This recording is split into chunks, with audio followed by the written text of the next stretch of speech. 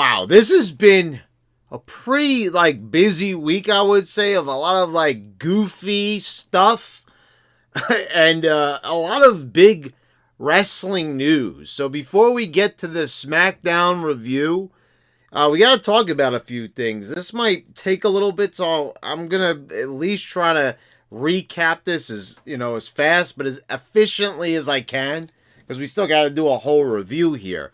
So we'll start off with the Wrestlemania news. The fans are coming back. I am so happy that Florida's government is competent, that they've decided to actually, do something that, a lot of other states are not doing, and they're going to finally have a big piece of the crowd back. Not everybody, but that's where I stand. I say it's about time. It's been more than a year already. People can say whatever they want, but I'm happy that the fans are coming back. People have been saying, but the fans are annoying, Brad, and you said that, you didn't like them and everything. And I get that, and I somewhat agree, but not totally, because I gotta tell you, the fans, as annoying as they are, it's way better than looking at them goofballs on the screen. I mean, we're looking at people close-ups, closer than I have the camera on me, just really zoomed in, and I'm even watching on SmackDown, super distracting, like a girl on her phone. Are you kidding me? This is what we're looking at as we're watching the show. It's super distracting, super annoying, and I'm just glad that shit's gonna be gone. I wish that they would do it sooner, but they can't do it everywhere, so they kind of have to rely on Florida. But I don't know. I wish they could have fans in the Thunderdome. I mean, that would be good. But, they're going to have it outside, so that's why they could do it. AEW has been doing this, and they haven't had any problems, so I don't know why we weren't doing this with WWE. But people have their opinions about it. I get that. But I'm just happy that they're coming back. Hulk Hogan is going to be hosting it with Titus O'Neil. And weirdly enough, you would think that the big thing about this announcement would be that Titus O'Neil is co-hosting with Hulk Hogan. And that's I know I've praised Titus O'Neil. He's a good human being, and he's done a lot of good stuff, more than a lot of other wrestlers have on his own. This guy has really been a goodwill ambassador. I don't know what the hell he does other than that. I don't even see them really using him. They don't even show you any footage of him being a goodwill ambassador, but we know he's a goodwill ambassador. So he's goodwill ambassading most of the time somewhere off camera. But we know he does it, so yay. But people are not talking about the fact that Titus O'Neil, who is a jobber, who really is not a household name or anything, is hosting a WrestleMania after not being on TV for 2 years straight. I don't know. I don't care how nice the guy is, how much untapped potential and charisma he has. Why is he hosting WrestleMania? I don't get it. Last year it was Gronkowski. This guy is a major megastar in the NFL. So I do not understand exactly how you make that transition. But Hulk Hogan is there. But people are not talking about that. They're talking about the mix of Titus O'Neil and Hulk Hogan. And, they think that this is a bad idea, that this is a bad choice because of what Hulk Hogan said over 6 years ago, that he's apologized numerous times. People talk about the apology, say it's not heartfelt. I've given my opinion. I argue with certain people on Facebook in the Wrestling Juggernauts group, which I've tried to be a little bit more active in there because General Jerry so graciously invited me to join. So, I'm honored to be asked to join a group of any kind. So, I join in. And, people, like, I get it. You don't like that. You said something, he said something against black people. I get it. And I understand that it's not an acceptable thing to say. It was a terrible thing to say. An awful thing to say. But Hogan did not know he was being recorded, and you would not even know that he said that. Now, I get that doesn't excuse it, but Hogan has, to me, shown more evidence. Remember who just died, Zeus? He got that guy a job, got that guy a movie gig, brought in Mr. T. He has done so many things for black wrestlers and made them millions of dollars. So, out of the goodness of his heart, he didn't have to do that. He could have just kept on trucking, could have been making money on his own, not even caring. He could have just been promoting Brutus Beefcake. There would be no reason. But Hogan has shown that he's a good guy for the most part. And I don't think that he's a racist. That's my opinion. If you feel differently, he did say something wrong. If you want to feel that way, you're entitled to feel that way. But I don't agree. I just really don't feel that way. And I get it, because the fact that he said this versus just randomly calling people, racist, like, is the popular thing to do nowadays. I get why someone, would take objection to those words. But I'm just saying, if you take everything into account, it was emotional. It also didn't help that he said that he is a little bit of one. The way he phrased it was a little bit weird, but it's still very, very controversial to say the least. But a lot of time has passed. The guy's been very apologetic. They punished him. They tried to erase him. Then he reappeared in WWE history books. Like, they gave him the Benoit treatment for a while, edited him out of footage and stuff, and it was ridiculous. Took him out of the Hall of Fame, and, like he murdered somebody. And I get why they did it.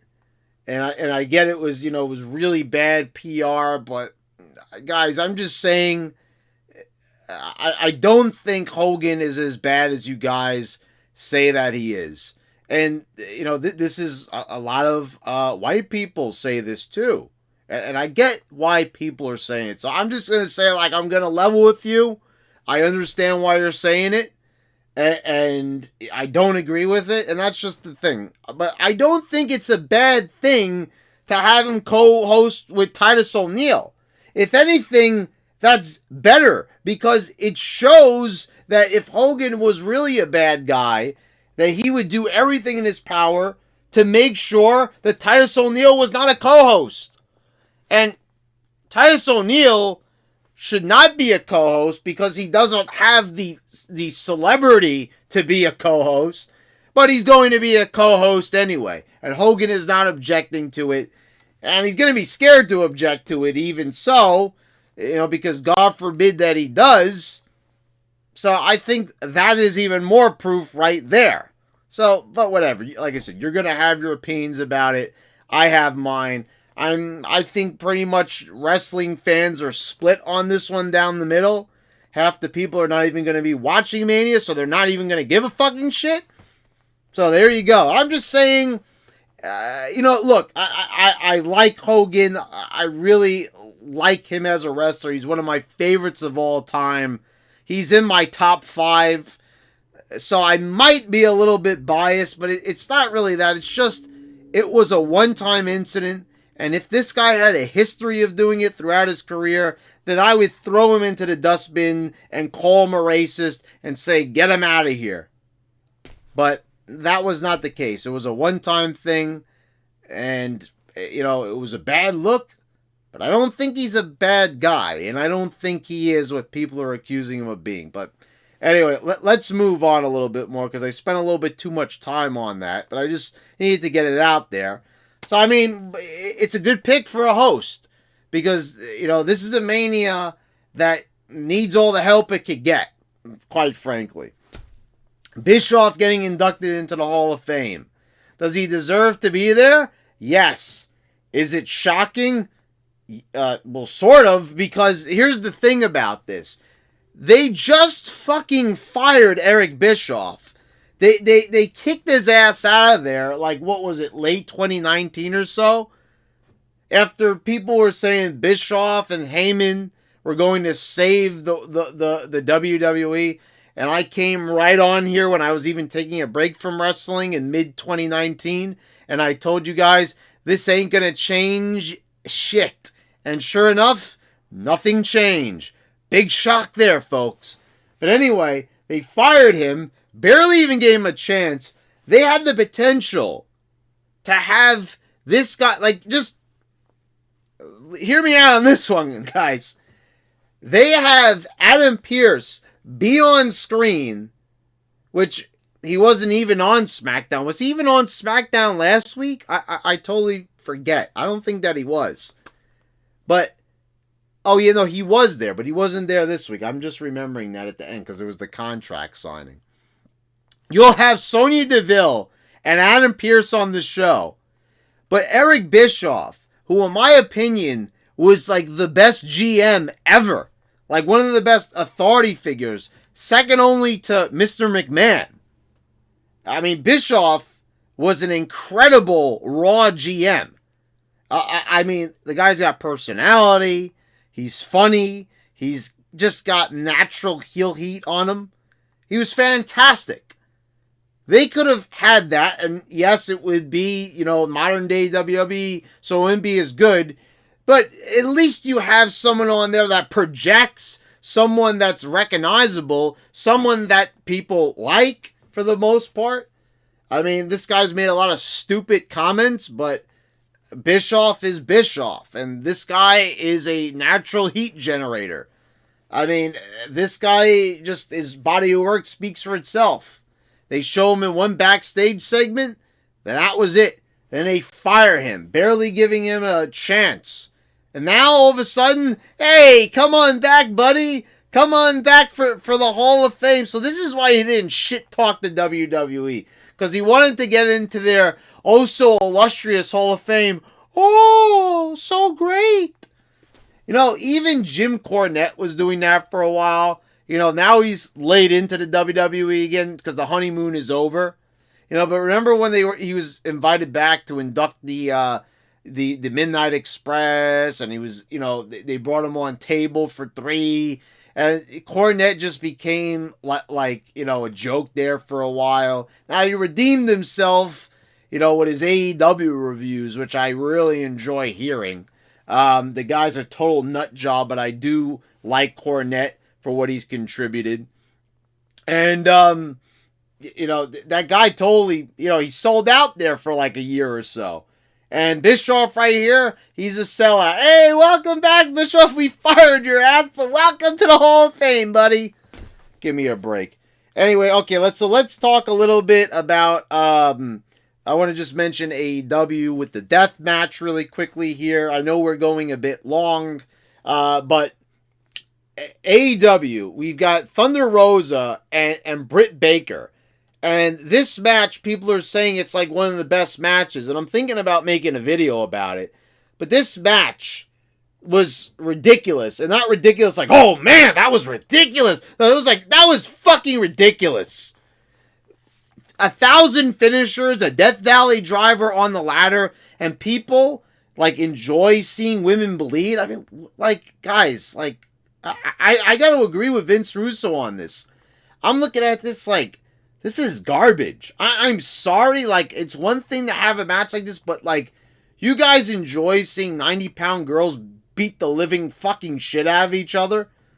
And first of all, like, sloppy-ass Death Valley drive. These girls, one of them, you know, they always talk about it. They're going to end up killing each other out there the way how they work nowadays in the ring. I think it's going to be the women. We already saw it with Paige, right? So, I'm just telling you, like, this is ridiculous. We've got power bombs and the thumbtacks. We've got 1,000 moves that would end the match. Nothing's ending the match. There's so many finishers. We've got a curb stomp, a Seth Rollins finisher onto a chair, and that's not enough to end the match. A fucking Death Valley driver onto a ladder does not end the match. And in backstage, we've got Britt Baker saying that hopefully Dave Meltzer gives her 5 stars. That was her goal. Get the fuck out of here, yo. I mean, seriously, if that's your goal, get out of here. You're in the wrong business. You are a mark posing as a wrestler. Holy shit. Holy guacamole is all I can say about that, folks. On Raw, we've got Shane McMahon and Braun Strowman. Braun brings up the fact that Shane was babbling on like a lunatic last week. Then we have a match. He drops slime on him. Braun was complaining to him also that he's being bullied. He's been bullied his whole life, and Shane is bullying him. He could just take Shane around the neck and pop his head clean off his shoulders. You see the size of this guy and how jacked he is? Are you serious? I've been bullied. He's doing that voice. I've been bullied. Like, what? This is a fucking farce, folks. This is anyone, like, seriously, like, writing this script and thinking that this is good? Braun Strowman, the bullied victim, standing at 6'10", over 300 pounds? Over 300 pounds and 6'10" of pure muscle being bullied. I don't think so. Even Russo joked about this on his podcast, saying, who is bullying a guy this size? Honestly? Like, I know the guy was like a little bit like overweight at one time, but like, come on. A guy this size, even if you're heavy, you could just pound someone into the fucking ground. So, I mean, and then they pour slime on him. And, like, is Shane supposed to be a face, calling him stupid, pouring it, and Braun, like, all rolling around like he's been on Double Dare? Like he's been on Nickelodeon? I mean, it's almost like he got some questions wrong. And they just spilt a bunch of, but it didn't come from the ceiling. It came from buckets underneath the ring. Why are they keeping Nickelodeon slime underneath the ring? I don't get it. I mean, Nickelodeon Studios, I mean, didn't that place shut down years ago? Maybe they managed to harvest some of that stuff from the early 90s. Wouldn't that be awesome? Actually, you know what? If that was the case, I will take it all back and I'll say that's awesome. If that's where they got that slime. Imagine if it's like almost 30-year-old slime. Could you imagine that? It's not, but, I'm just trying to make it interesting. Sheamus loses clean even though he has a mat. Oh, yeah, and I almost forgot. And Shane was doing hopscotch before this match. They seriously brought a hopscotch mat down to the fucking ring. You've got to be kidding me. You've got to be joking. I mean, talk about insulting people's intelligence. Entertainment. Are you serious? Hopscotch? Slime? Like, and Braun is being bullied by a smaller guy. He's laughing at him. Like, is Shane supposed to be the heel? What is going on here? Why is this even here? Anyway, yeah, Sheamus lost clean to Bobby Lashley, even though he's got a big match against Drew. Drew destroys The Miz, even though The Miz was just world champion. So, like, don't protect anybody. Just fucking job him out, why don't you? Even if they have a big match this Sunday. Jesus Christ, do I seriously have to watch Fastlane? I guess so. So, yeah, see you for the Fastlane review then, guys. So, the video's not over yet, but I will see you for that one, too. Anyway, now we got through that shit. Let's move on to the SmackDown review, right? Yeah, so we still got, I feel like I've already done a whole video. We still got to talk about SmackDown. But I had to get that other stuff out of the way. So we kicked things off with Sasha Banks beating Nia Jax because, so a weak-ass kick from Shayna Baszler is enough to put away Nia Jax? Apparently it is. Also, where was Reginald tonight? They did all that last week. All that shit with Reggie and going to the mall and everything, and now he's just not there. I'm sure there's going to be some type of excuse or something like that why he wasn't there. But, you just, started this up with Nia Jax and him, and he's already not there. Then we've got Seth Rollins. You swung me around. You swung me around 22 times. Oh, I'm angry.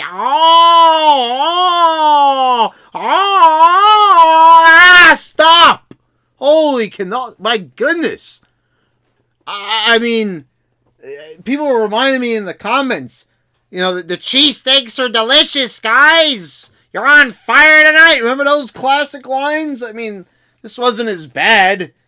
But, I don't even know. We forgot about Division. Division is now the thing of the past.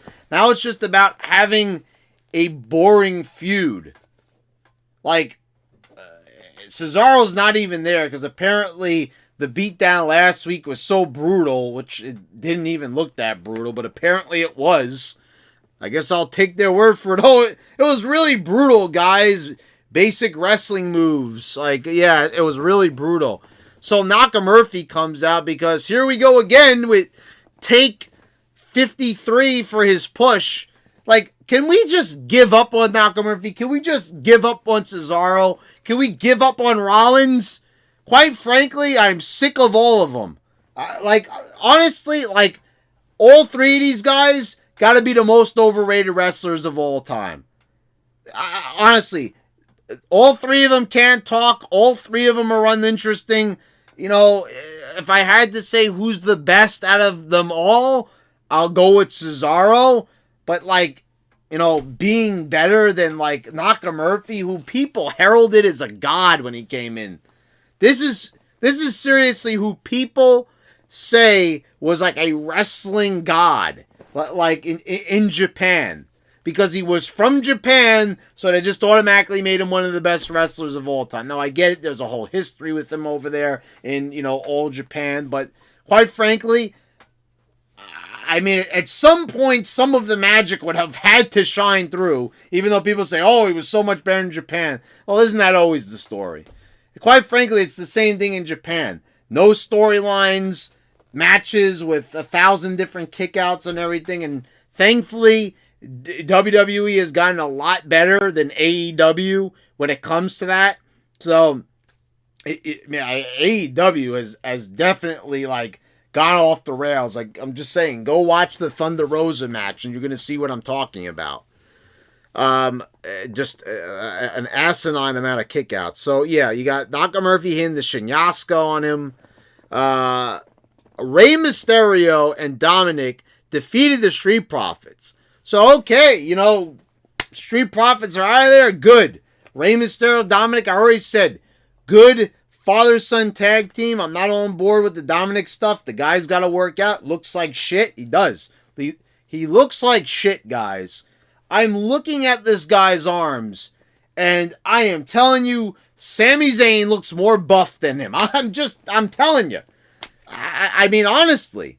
It's just not a good look. And his dad is just in phenomenal shape. And he's just looking like crap.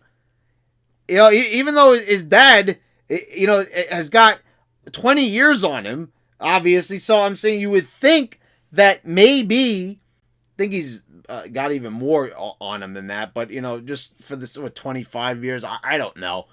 Whatever the case may be, yeah, because I think he's 30 years older than him. But anyway, whatever the case may be as far as this goes, we got to talk about that. He just looks really bad. And it really reminds me of David Flair. A very unimpressive looking son of a very, very, very popular wrestler. But yeah, so they won here. So I'm all for it. This was something that before Davey Boy Smith, the British Bulldog, died, he wanted to do with, with David Hart Smith. With his son, he wanted to have a father-son tag team in the WWE. Well, Rey Mysterio gets to live out that dream, and I think that's cool. I think that would be great. But at the end of this, we've got Chad Gable and Rey Mysterio. We got, Chad Gable and Otis defeating Rey Mysterio and Chad Gable because they run in at the end of the match. And now they just, that was very kind of them to wait to the end of the match. Instead of like, I don't care about the Street Profits because, quite frankly, I don't care about this team. I don't like them. But they obviously do. So maybe you want to protect them. No, clean loss. Okay. So, you could have just had them interfere and then have this match. But no, we got to beat them clean and then move on to this one. And then Chad Gable and Otis beat Ray and Dominic clean. Oh, well, what was the point? They couldn't even wait till next week to do 50-50 booking. They already jumped into it right away. And I'm like, holy shit. It's like it came out of nowhere. Like you've established them. You're trying to get these guys wins. And I know that doesn't really do much because really they've trivialized anybody winning in this because it means nothing. There's no story or anything really. Why are we even watching Street Profits? Oh, it's to show who deserves a tag title shot. Okay, they've been wrestling forever against the same teams, mind you. How many times are the Street Profits going to wrestle against the same teams? They're going to earn their shot by wrestling the same people. So we have this match, and we've got two face teams against each other. Here comes the heel team, and then they win. And again, the bad audio strikes again.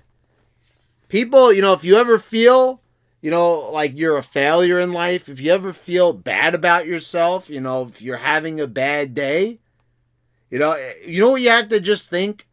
As shitty as my day is, as much as my life sucks, at least I'm not a $1 billion company that has shit audio on a consistent weekly basis.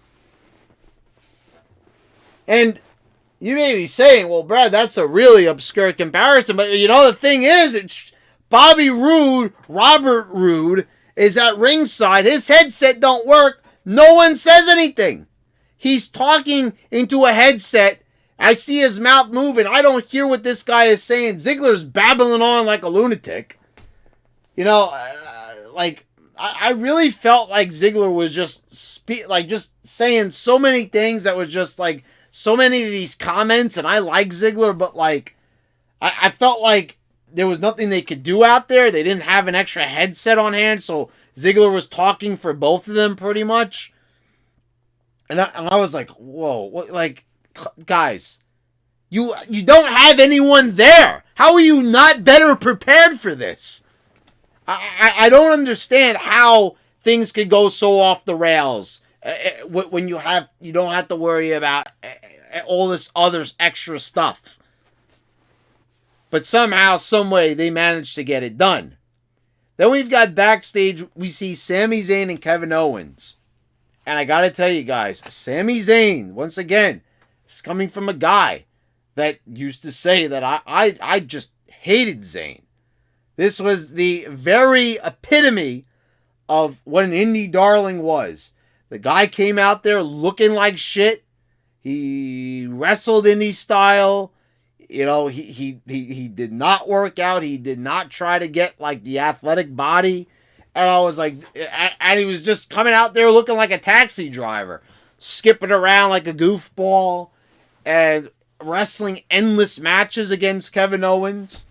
But now we've got Kevin Owens where he comes out there last week with Roman Reigns and actually upstages Roman Reigns' boring promo. Sami Zayn did. And here, Sami Zayn is just putting so much energy and life into a character. And it's believable. It's fun. It's goofy, but the good kind of goofy. Not goofballish, but actually good stuff.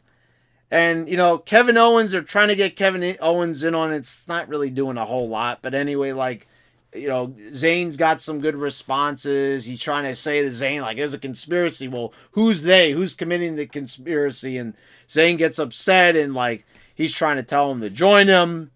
I don't understand this relationship. They're beating the shit out of each other in the Elimination Chamber, and now they're like best buds, able to coexist and talk to each other face to face without beating each other's faces, and I don't get it. Anyway, we've got Daniel Bryan and Roman Reigns, and this like promo, I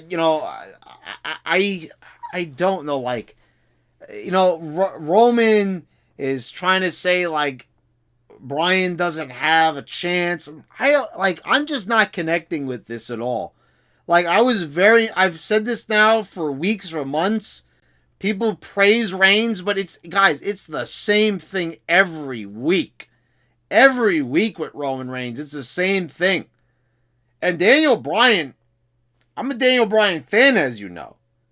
But he's annoying now. Like, this role, they made him super babyface. He's like super sarcastic. And not that I don't have problems with sarcasm, because, I could be sarcastic myself too. I mean, could you have guessed? But I'm just saying, like, he's annoying in there. Like, I don't know, just like, the way how he's not like taking anything seriously that Reigns is saying, and there's no intensity. Like, you've got Reigns being serious, but like Bryan just sitting there like, oh, it's not like New Day goofy, but it's just like a little too goofy. And I didn't like what I was seeing here. Like, why doesn't Bryan just go back to being the SJW character? That would be great, but they had him stop doing that because I guess he was getting too over at being a heel.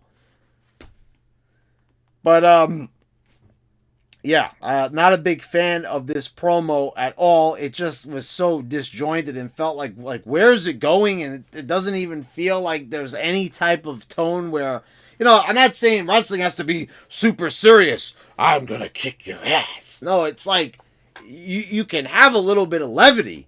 The Rock did it, Stone Cold did it, but there has to be like a certain level ground where we could at least say like, okay, I'm at least going to watch this and not feel like I am like going to roll my eyes and injure my brain from rolling my eyes so far into my head. We've got, how good of an idea is this? Baron Corbin ends up beating Sami Zayn, but before we get to the match, they do a video package, and they're making fun of the match, saying this is the least anticipated match. Like guys, with your low ratings and the rampant criticism towards this product as a whole, fans leaving in droves, is it really a good idea to like point out like the weaknesses that you're bad storytellers? Because the reason why this is not anticipated is because, there's no anticipation. There's not even any anticipation for your main event at Fastlane. There's never any anticipation for anything on any given show. So the fact that you actually like are going to sit here and say like, oh, this is the least anticipated match, because they're mid-carders. Guys, this is how people feel about every single thing on the show, except for the biggest marks. That's why no one's watching it. In fact, they don't even feel that way anymore because, why? They're not watching the show. So they can't feel anyway about something they're not watching because they felt that way in the past, and that's why they're not coming back. So, I mean, that was just really, like, stupid. And Kevin Owens, this guy, like, on the mic. Isn't this the same guy? Let's talk a minute about Kevin Owens. Isn't this the guy that people said about Kevin Owens? Isn't this the guy that they said he was the successor to Stone Cold, the successor to the Stone Cold Stunner? Isn't this the guy that he was the badass beating up the tribal chief Roman Reigns at the Royal Rumble within an inch of his life? Getting up after big falls from forklifts and other, high up objects. Like, and now he's just like, well, I don't know, guys. Sami Zayn is in the weird place now. This like weird laid back like Kevin Owens, like this is your big like fight Owens fight, big street fighter tough guy over there. Let me tell you something. Now it's really come full circle for me. Kevin Owens is like a guy that like, you know, when I used to enjoy like indie wrestling a little bit with ROH, you know, I really enjoyed it a lot when I used to watch ROH and go to the shows on Lake Grove, Long Island. And then when they used to bring them over to the Hammerstein Ballroom in Manhattan, I was a big fan. But that's before they started injecting indie wrestling into every godforsaken thing in wrestling, including the big budget stuff on TV. So when it used to just be this little niche thing, it was entertaining to go to. So I liked Kevin Owens. I liked seeing this guy like, you know, do like senton bombs and stuff like that. It was interesting to see, you know, a slightly heavier guy doing that type of stuff. So I was excited when he came in there and started feuding with Cena. But then I realized, like, this guy's just a fat oaf. And I was like, okay, at least he's good on the mic. But now I just kind of realized that he's really not that good on the mic. There's no appeal. There's no character. It's just a guy that tries to act tough, tries to act like the everyday man. But, like, seriously, like, every single time I see Kevin Owens, I'm just picturing a guy on his couch with his hand, like, stuffed like Al Bundy, with his hand, like, into his pants lining. That's what I picture when I see Kevin Owens. Not a world title contender. Get in shape already. Enough is enough. This look, he looks like shit. He does. And he sounds like shit now, too. It's like, you know, wow, what a winning combination. And they keep on plugging away with this guy. And now it all comes back. Now he's back with Sami Zayn again. Like, can we end this shit already? Enough. I am so sick and tired of these off again, started up again. Look, they're not over. You can't get them over. Okay, well, you know, that's it. It looks so foolish with, oh, Nakamurphy, how about we push you for the 1,000th time? Look, they don't have charisma.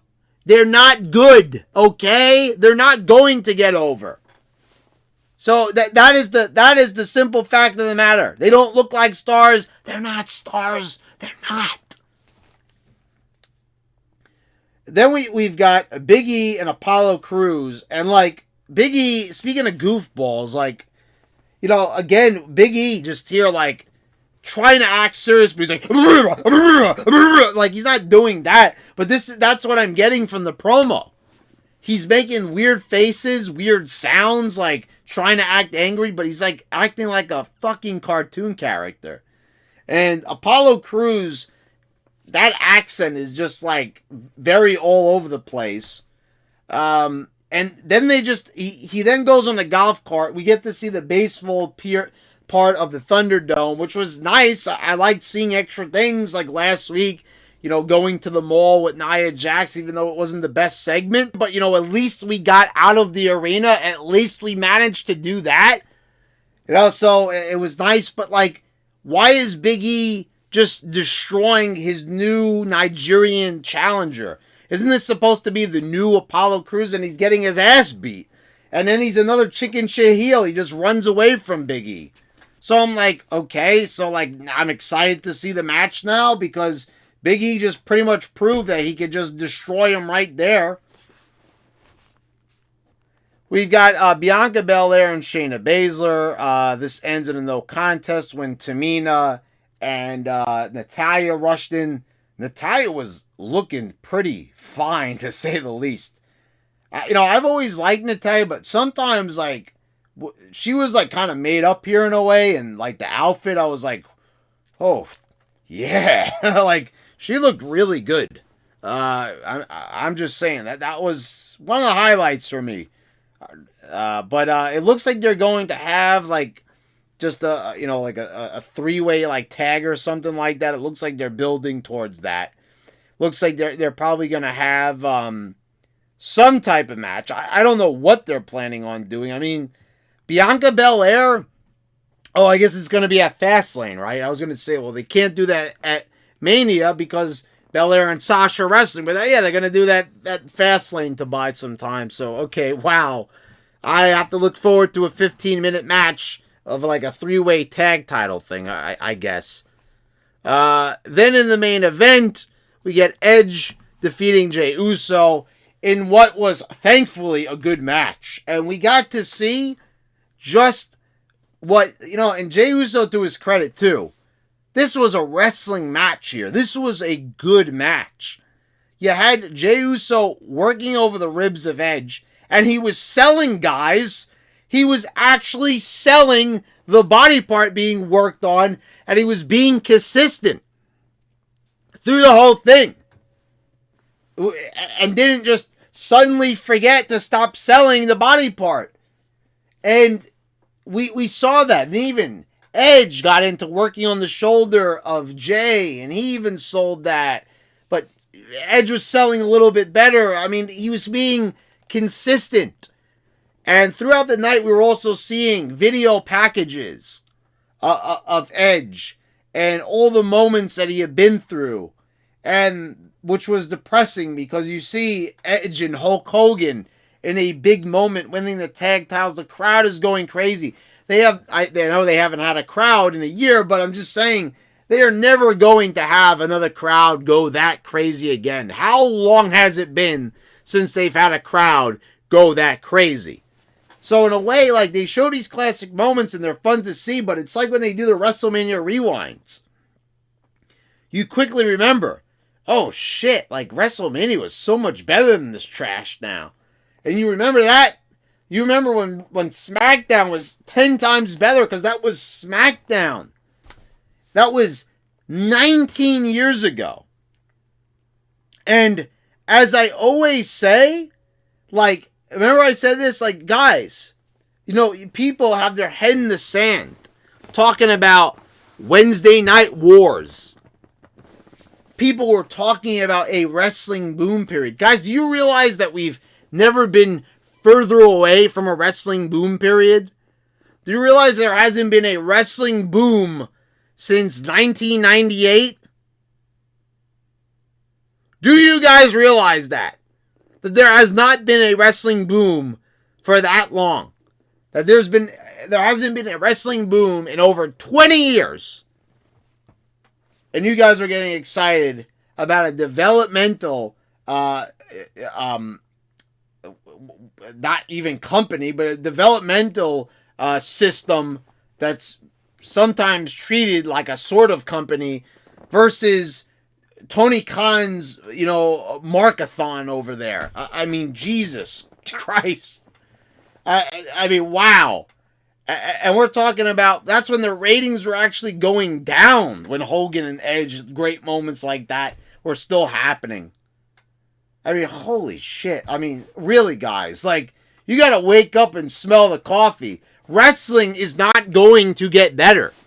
Especially when you keep saying that, like, Tony Khan's AEW, is going to, trust me, 9 days from tonight, 9 days from tonight, 9 days from tonight, 9 days, that's not going to bring the wrestling world into a brand new boom period. I am sorry. Not sorry.